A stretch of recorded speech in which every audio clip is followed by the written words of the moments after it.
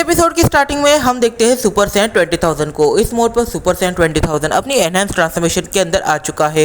वो super Saiyan infinity की तरफ देखता है और उसे कहता है, तो तुम्हारे पास भी एक एनहांस ट्रांसफॉर्मेशन है, इसके बारे में मुझे पता नहीं था। इस मोड पर सुपर सैयन इन्फिनिटी कहता है, कभी ज़रूरत ही नहीं पड़ी तुम्हें इस ट्रांसफॉर्मेशन के बारे में बताने की, और तुमने भी मुझे तुम्हारी इस एनहांस ट्रांसफॉर्मेशन के बारे में नहीं बताया था। तो यहाँ पर हम दोनों का स्कोर एकदम इक्वल है। तो फिर अब बातें कम और काम ज़्यादा करते हैं। और यहाँ पर सुपर सैयन इन्फिनिटी एकदम से सुपर सैयन 20,000 के ऊपर एक काफ़ी पावरफुल अटैक करता है। इस मोड पर इन दोनों की बैटल स्टार्ट हो जाती है। इन दोनों की इस बैटल में पूरा का पूरा स्टेडियम डिस्ट्रॉय हो जाता है और ये पूरे के पूरे मेटावर्स में घूम घूम कर अपनी बैटल लड़ रहे थे। और यहाँ पर इतनी डिस्ट्रक्शन होती है जितनी हमने एक्सपेक्ट नहीं करी थी, बट सुपर सैयन इन्फिनिटी इस बैटल को जीत जाता है। जब सुपर सैयन इन्फिनिटी बैटल को जीतता है तब दूसरी बैटल अनाउंस होती है और ये बैटल है किंग कोल्ड वर्सेस बारडॉक की। इस मोमेंट पर इन दोनों की बैटल स्टार्ट हो जाती है और यहाँ पर जो सुपर सैयन 1 ट्रांसफॉर्मेशन है वो किंग कोल्ड के आगे कुछ ज़्यादा इफेक्टिव ट्रांसफॉर्मेशन बिल्कुल भी नहीं है, क्योंकि किंग कोल्ड भी एक अनदर लेवल पर है और उसे डिफीट करना बारडॉक के नेक्स्ट इम्पॉसिबल है। और सुपर सैयन 1 ट्रांसफॉर्मेशन के अंदर बारडॉक से वो अपनी प्रैक्टिस कर रहा था, ऐसा समझ लो, पर हाँ उसे इस ट्रांसफॉर्मेशन में काफ़ी ज़्यादा चोटें लगी है। फिर बारडॉक एकदम से पावर अप करता है और किंग कोल्ड को भी यहाँ पर पावर अप करना पड़ जाता है। वो अपनी गोल्डन ट्रांसफॉर्मेशन के अंदर चले जाता है और यहाँ पर इन दोनों की बैटल स्टार्ट हो जाती है। और ये बैटल पर दोनों ही एक दूसरे से काफ़ी अच्छे से टक्कर ले रहे थे और यहाँ पर कौन जीतेगा हम ये नहीं बता सकते थे। इन दोनों की बैटल काफ़ी लंबे टाइम तक चलती है और यहाँ पर हम इनके पावर लेवल को देख सकते हैं। इनका पावर लेवल आपस में काफ़ी ज़्यादा सेम था, बट कहीं ना कहीं पर बारडॉक अपनी पूरी पावर के अंदर नहीं है। फिर बारडॉक धीरे धीरे पावर अप करता है और इस मोड पर यह सब इतना जल्दी हुआ था कि किंग कोल्ड कुछ भी समझ नहीं पाता और बारडॉक किंग कोल्ड को एलिमिनेट करने में कामयाब हो जाता है। फिर थर्ड बैटल को अनाउंस किया जाता है और ये जो थर्ड बैटल होने वाली थी ये होने वाली थी वेजिटो और सुपर सैयन इन्फिनिटी के बीच। इन दोनों की ही बैटल होती है, पर इस बैटल के अंदर वेजिटो 2 मिनट भी नहीं टिक पाता सुपर सैयन इन्फिनिटी के सामने। फिर जब फोर्थ बैटल को अनाउंस किया जाता है तब ये फोर्थ बैटल होती है बारडॉक वर्सेस गोहान की। इस बैटल में हम देखते हैं कि जो बारडॉक है वो काफ़ी अच्छे से बैटल कर रहा था और गोहान पर काफ़ी ज़्यादा भारी पड़ रहा था। और इस बैटल के अंदर हमें गोहान का बिल्कुल भी चांस नहीं दिखता, पर एकदम से बारडॉक रुक जाता है और फिर वो अपनी लाइफ के बारे में सोचता है। उसके लाइफ का कोई गोल भी बचा है या फिर उसका कोई अपना बचा है जिसके साथ वो रह सकता है। उसने टाइम के साथ सबसे पहले गिने को खो दिया, फिर उसने अपने बेटे कैकेरॉट को खोया, फिर उसने रेड्स को खोया, टर्लस को खोया, उसने हर किसी को खो दिया। और अब वो भले ही अपने मेटावर्स में किंग हो, बट वो काफ़ी सारी चीज़ों को चेंज नहीं कर सकता। और यहाँ पर जो बारडॉक है वो अपने लाइफ से काफ़ी ज़्यादा परेशान भी हो चुका था। तो फिर यहाँ पर बारडॉक गिव अप कर देता है, मतलब वो जीतती हुई बैटल को हार जाता है अपने ग्रैंडसन के लिए। इस मोड पर सुपर सैयन इन्फिनिटी को जब ये पता चलता है कि उसका मुकाबला गोहान के साथ होने वाला है तो पहले तो उसका रिएक्शन काफ़ी ज़्यादा अलग होता है, बट जैसे ही जब वो गोहान को देखता है तब उसे गोहान मैजेस्टिक की याद आ जाती है। मैं जानता हूँ तुम में से काफ़ी सारे लोगों को नहीं पता होगा कि आखिर गोहान मैजेस्टिक कौन है, पर अगर तुम में से किसी को भी पता है कि गोहान मैजेस्टिक कौन है, जो लोग नहीं चाहते उनके लिए कमेंट बॉक्स में बताना कि आखिर ये कैरेक्टर कौन है और ये कैरेक्टर कितना इंपॉर्टेंट है सुपर सैयन इन्फिनिटी के लिए। अगर ये कैरेक्टर गलती से भी नहीं होता तो फिर ये पूरी सीरीज़ कंटिन्यू कभी नहीं हो सकती थी और ड्रिप गोकू का भी कोई चांस नहीं होता। फिर फाइनली सुपर सैयन इन्फिनिटी और गोहान ये दोनों सामने आते हैं और यहाँ पर सुपर सैयन इन्फिनिटी एकदम से एक फाइटिंग स्टांस बना लेता है। इस मोड पर सुपर सैयन इन्फिनिटी कहता है अपना बेस्ट देना गोहान, और यहाँ पर वो एक काफ़ी पावरफुल अटैक गोहान की तरफ करता है।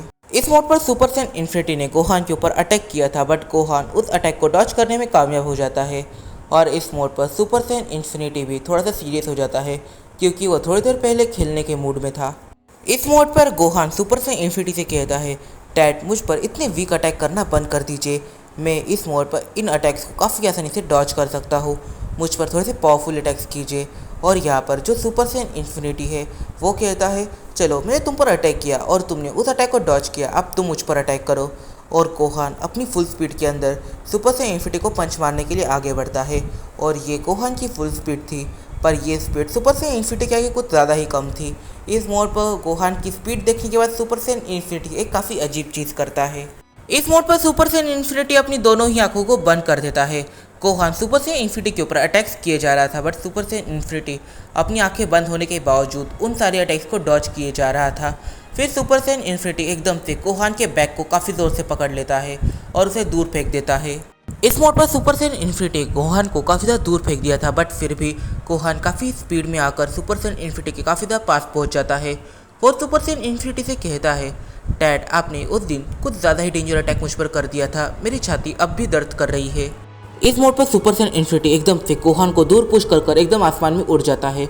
वो गोहान से कहता है, तुम शांति से बैटल करो, तुम बैटल के बीच में काफ़ी ज़्यादा बात कर रहे हो, ये मुझे बिल्कुल भी पसंद नहीं आया। इस मोड पर गोहान एकदम से काफ़ी ज़्यादा गुस्सा होता है। वो चिल्लाता है, डैड मैंने आपसे एक शब्द भी नहीं कहा, पूरी बैटल जब से स्टार्ट हुई है मैंने एक लफ्ज़ भी अपने होठों से नहीं निकाला है और मैंने बिल्कुल भी बात नहीं करी, पर आप आखिर मुझसे बातें क्यों कर रहे हो और आखिर आप क्या अजीब चीज़ें कैसे कह रहे हो, मतलब कि मुझसे दूर हटो, ये वो आखिर चल क्या रहा है यहाँ पर, आप शांति से बैटल कीजिए।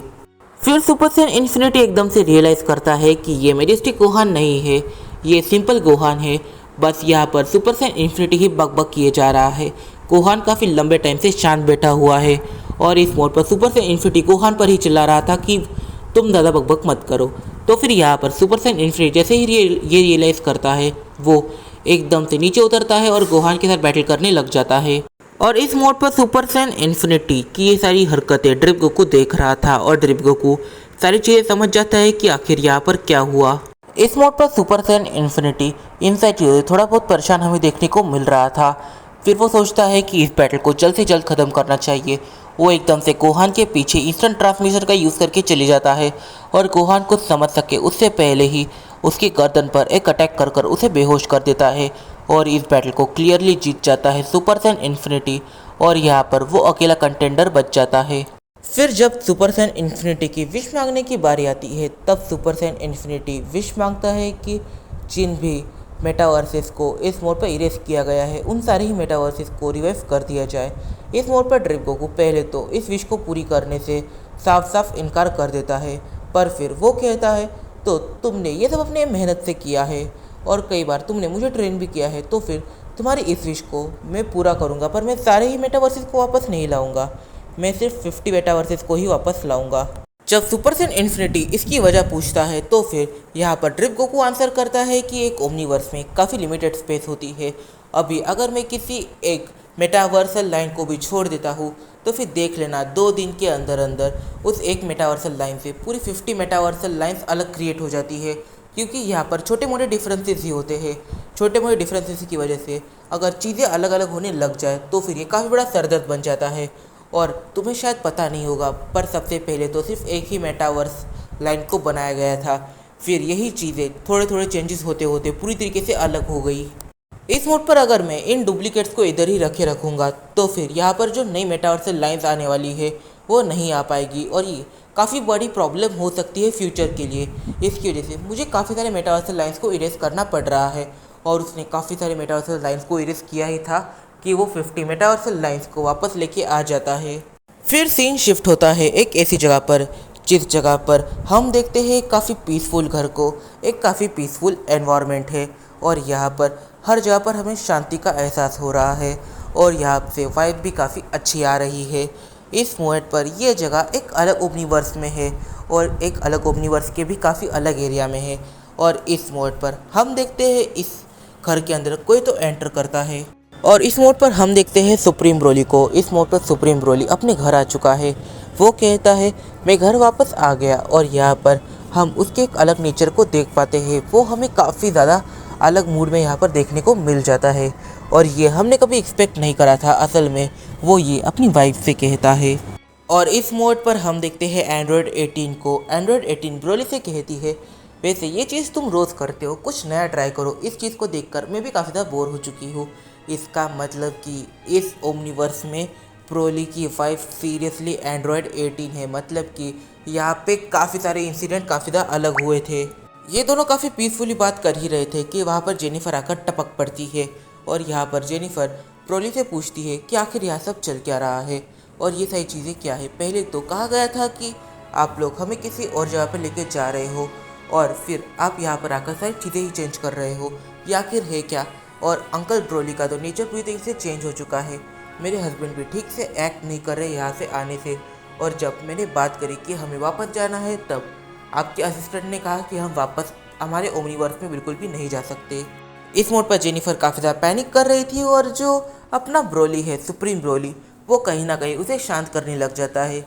इस मोड़ पर एंड्रॉयड 18 और सुप्रीम ब्रोली दोनों ही मिलकर काफ़ी मेहनत कर जेनिफर को शांत करते हैं। और यहाँ पर जो सुप्रीम ब्रोली है वो बोलना स्टार्ट करता है, क्या तुम जानती हो तुम्हारे जो फादर इन लॉ है यानी कि मेरा वेरिएंट, असल में वो एक ऐसा गॉड है जो अपने पास्ट को पूरी तरीके से भूल चुका है, उसे कुछ भी याद नहीं है।